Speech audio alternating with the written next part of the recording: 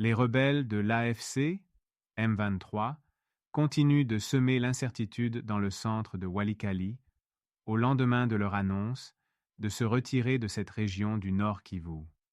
Des habitants ont fait état de la présence persistante des insurgés dans les rues de Walikale.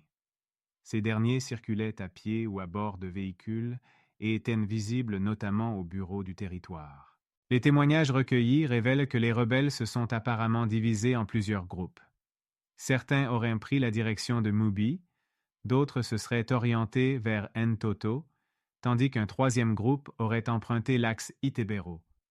Toutefois, malgré ces déplacements, des membres du M23 sont toujours signalés dans le centre-ville de Walikale, contredisant ainsi leur engagement à se retirer de la zone. Le 22 mars, les forces armées de la République démocratique du Congo, FARDC, ont exprimé leur prise en compte de ce retrait annoncé, interprétant cette action comme un signe positif en faveur de la désescalade et du soutien au processus de paix en cours. Cependant, elles ont précisé qu'elles restaient vigilantes et prêtes à intervenir en cas de mouvement hostile qui pourrait menacer la sécurité des populations ou l'intégrité du pays. De son côté, le Rwanda a salué ce retrait dans un communiqué publié sur le réseau social X le 23 mars.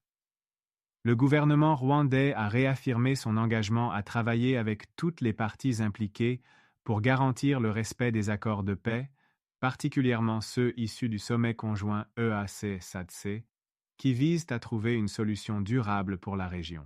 Le gouvernement congolais, cependant, reste prudent et attend des gestes concrets de la part du M23 avant de se réjouir pleinement.